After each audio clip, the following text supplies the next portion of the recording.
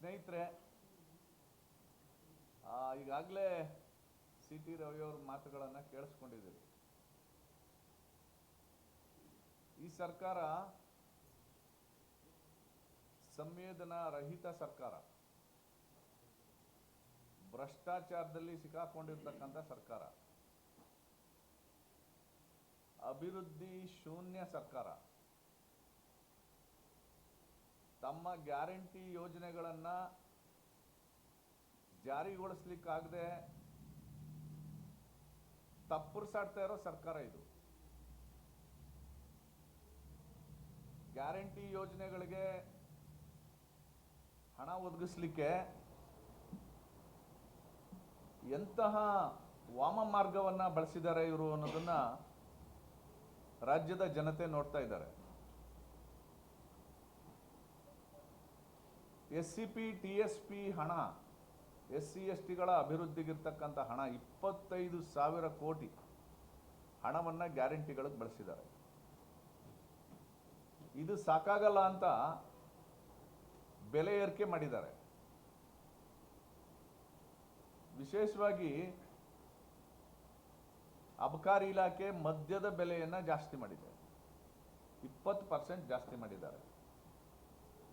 28,000 ಕೋಟಿ ಸಂಗ್ರಹ ಮಾಡೋ ಟಾರ್ಗೆಟ್ ಇದ್ದಿದ್ದು 42 ಕೋಟಿಗೆ ಹೋಗಿದ್ದಾರೆ. ಸಾರ್ವಜನಿಕರು ನಾವು ಏನಂದ್ಕೋಬೇಕು, ನಾಗರಿಕರು ಅಂದರೆ ಇಷ್ಟೆಲ್ಲ ದುಡ್ಡು ತಗೊಂಬಂದು ಅಭಿವೃದ್ಧಿ ಮಾಡ್ತಾರೆ ಅಂತ. ಆದರೆ ಈ ಎಲ್ಲ ಹಣವನ್ನು ಗ್ಯಾರಂಟಿ ಯೋಜನೆಗಳಿಗೆ ಬಳಸಲಿಕ್ಕೆ ಪ್ಲಾನ್ ಮಾಡ್ತಾ ಇದ್ದಾರೆ. ಇದು ಎಂಥ ತಪರ ಎಕನಾಮಿಕ್ಸ್ ಅಂತಂದರೆ, ಶಕ್ತಿ ಯೋಜನೆ ಇದೆ, ಬಸ್ಸಲ್ಲಿ ನಮ್ಮ ತಾಯಂದಿರು ಫ್ರೀಯಾಗಿ ಓಡಾಡಬಹುದು ಅನ್ನೋಂಥ ಒಂದು ಶಕ್ತಿ ಯೋಜನೆ.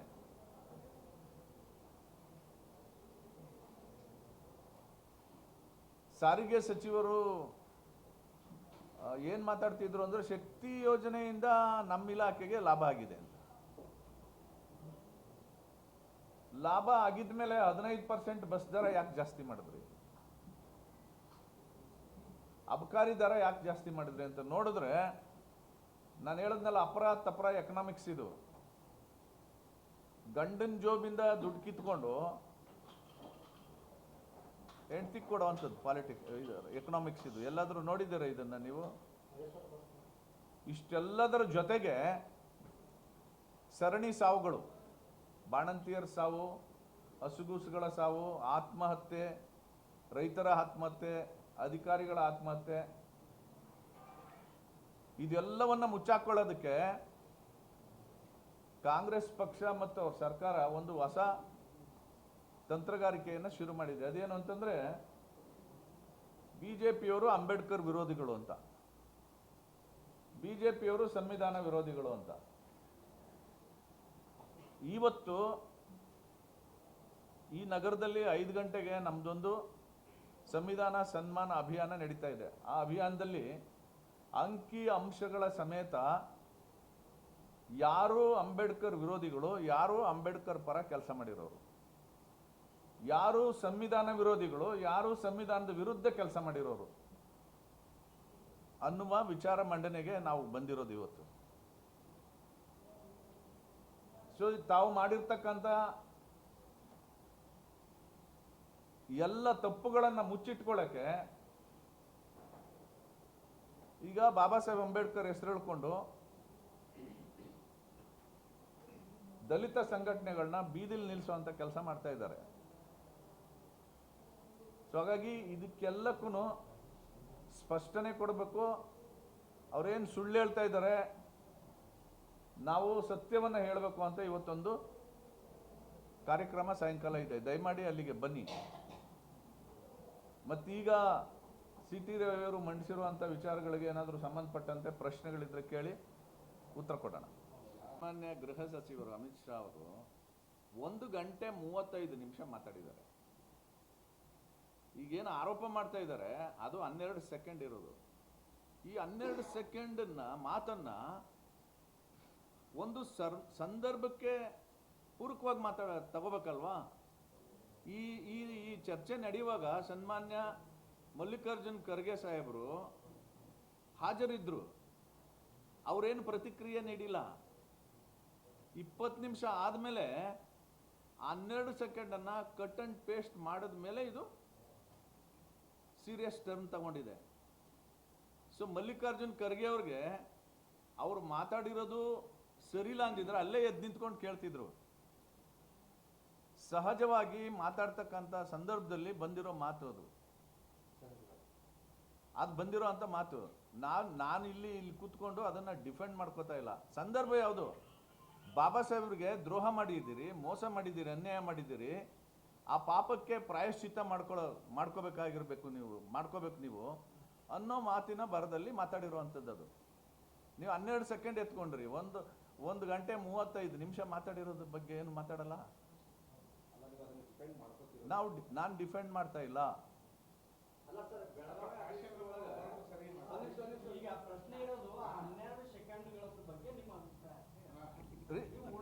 ಸಮಗ್ರವಾಗಿ ನೋಡಿ ಅರ್ಥ ಆಗುತ್ತೆ. ಈಗ 12 ಸೆಕೆಂಡ್ಗಳಲ್ಲಿ ಏನು ಬಂದಿದೆ ಅದನ್ನ ಸಮಗ್ರವಾಗಿ 1.5 ಗಂಟೆ ಏನು ಮಾತಾಡಿದಾರೆ ಆ ಹಿನ್ನೆಲೆಯಲ್ಲಿ ನೋಡ್ಬೇಕಲ್ವಾ? ಆ ಹಿನ್ನೆಲೆ ಏನು? ಕಾಂಗ್ರೆಸ್ಸು ಬಾಬಾ ಸಾಹೇಬ್ ಅಂಬೇಡ್ಕರ್ಗೆ ಏನೇನು ಮೋಸ ಮಾಡಿದೆ, ಅನ್ಯಾಯ ಮಾಡಿದೆ, ಅದಕ್ಕೆ ಪ್ರಾಯಶ್ಚಿತ್ತ ಮಾಡ್ಕೊಳ್ಳಿ ಅಂತ ಹೇಳೋ ಬರದಲ್ಲಿ ಈ ಮಾತು ಬಂದಿದೆ. ನಾನು ಒಂದು ನಿಮಿಷ ಕೇಳಿ. ನಾನು ಇದನ್ನ ಡಿಫೆಂಡ್ ಮಾಡ್ಲಿಕ್ಕೆ ಇಲ್ಲಿ ಕೂತಿಲ್ಲ. ಮಾತಿನ ಫ್ಲೋ ಇದೆಯಲ್ಲ, ಆ ಫ್ಲೋನಲ್ಲಿ ಬಂದಿರೋದು. ಅದನ್ನ ಅಷ್ಟನ್ನೇ ಯಾಕೆ ಪಿಕ್ ಅಂಡ್ ಚೂಸ್ ಮಾಡ್ತೀರಿ? ಯಾರು? ಹೌದು, ಯಾರು ಹೇಳಿ? ಅಮಿತ್ ಶಾ ಅವರು